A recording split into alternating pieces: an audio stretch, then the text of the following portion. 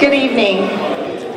I am going to introduce to you my best friend, my husband, Randy Brogdon.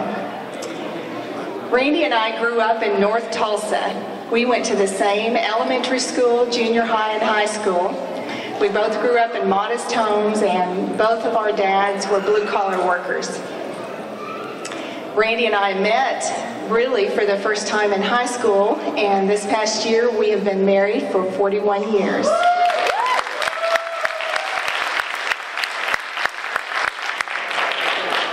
I'm proud to tell you that my husband is a true servant, and his entrance into politics really was out of a desire to give back and to begin to help our community by serving in the city council, and then on from there to serve as mayor, and then also to represent us in the state senate. I'm very proud of what my husband has done in office and in our lives as well. I've watched him be a servant, serving our family, serving our local church, serving his customers and his employees in business. And so we come to this evening again out of a desire to give back and to serve our wonderful state of Oklahoma. Thank you all for being here. It's always great to be with fellow freedom lovers, and that's what my husband is. Help me welcome my husband, Randy Brogdon.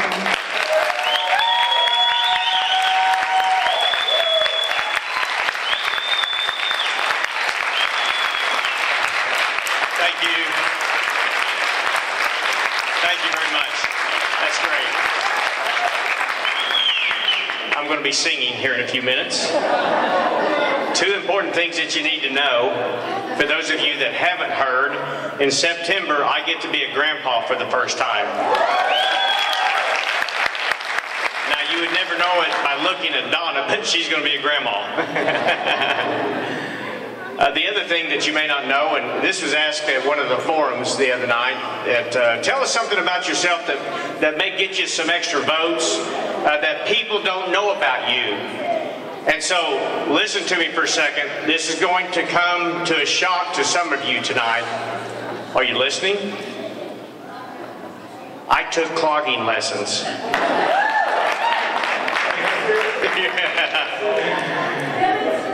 Folks, let me just share my heart with you for a couple of minutes, and we're going to get back to having some music and just having fun. But first of all, I want to thank the other candidates that are with me tonight. This was on purpose. These are conservative candidates. Now, conservative actually means something to me. That means to conserve and to protect our God-given rights of life and liberty. And these men have shown their diligence in doing just that.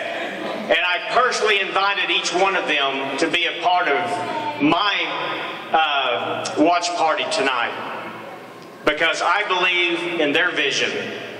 You see, their vision is ours. It is the protection of those rights that have been secured and passed down generation after generation. You guys have heard my stump speech many, many times, but for some of you that may not know why I ran for the U.S. Senate this time, it's because I believe that the greatest threat to our liberty and our economic prosperity is coming from Congress. Lazy, slothful, bad ideas coming from the halls of Congress. Bad policy, bad politics by a lot of bad politicians have infected the state of Oklahoma. I resent it. Washington, D.C. has never been on my bucket list, folks. Never has. I don't aspire to be a United States Senator. But I made it very clear for the last 3.5 months, and this has been a whirlwind of a campaign. Running a grassroots campaign is much different than running a media-driven campaign. when you have to go to all of the chili suppers and the picnics and eat the hot dogs and the hamburgers, which I do like, time and time and time again, just to share that message of limited government and the expansion of freedom. It is one of the most awesome things I have ever done in my life. Now, we're going to be seeing some results come in here in a few minutes. And I don't want anyone in this room to think for a second that you're going to see a dejected Randy Brogdon if the numbers don't satisfy us tonight. We're going to have some other candidates in here that are going to have some great numbers, and we've already had them. We've already seen some from Ken. But here's what I do know. I had a mission for the last 4 months of my life, and it wasn't to go to Washington to try and fix Washington, D.C.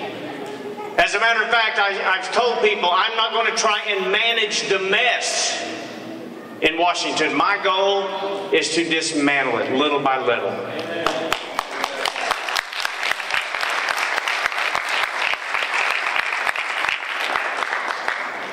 About 15 years ago, my focus shifted from business to public service. And Donna said it just right. It's just that. It's public service. I don't get excited about power. I don't get excited with a title. I'll tell you what excites me is when I am able to share this message of liberty. And people catch on to it. And they realize that that is exactly what they have been looking for. They just want someone to stand in the gap, stand in interposition between an overreach of the federal government and the people of the state of Oklahoma. That's the kind of leaders that we need today, serving us, not just another off-the-shelf Republican politician. I got to tell you, running a grassroots campaign is a remarkable experience. And you know why? It's because they're people that believe just like I do. And they travel all over the state with me. You see some of them here in the blue shirts, and I'm not even going to start naming names tonight. But we have prayer partners around the state. We have volunteers around the state sharing the exact same message that I've been sharing for the last 15 years of my life. Limited government and the expansion of freedom. Thomas Jefferson said that I'd rather be exposed to the inconveniences of attending to too much liberty than to those attending too small a degree of it. Folks, we've had plenty of people in Washington for a long, long time not attending to our liberty. And Voltaire reminded me of something very important. He said, if we choose not to exercise our freedom, those wishing to tyrannize will do so, and they will put shackles on sleeping men. Well, it is time that we wake up here in Oklahoma. It is time that we reclaim what is rightfully ours. And again, that is our God-given rights of life and liberty. And I want to ask every one of you today to stay vigilant, to stay involved. Win or lose tonight for me, you're not going to see me dropping out of this liberty movement. My fervor has intensified over the last 4 years since I have been out of office. My dedication to liberty is burning in my bones like never before. And I want to make you this promise.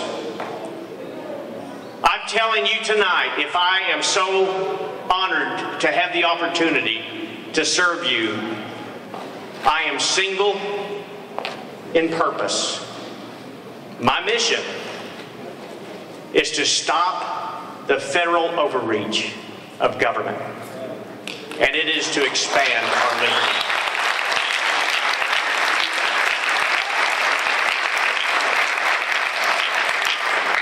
So don't anyone leave here tonight dejected, win, lose, whatever these races are. We're going to win some, we're going to lose some. But I'm going to ask you to do something. Leave here tonight with a new dedication to further this cause of freedom. Look at these little kids here. We got to do it for them. Folks, I tell you, it's our time. It has fallen on our shoulders. Liberty has been secured and passed down and handed to us. I dare you. Don't let it go. Let's protect it. Let's save it. Let's hand it to our kids. God bless each one of you for being here tonight. Stay in the fight for freedom. Thanks for being here.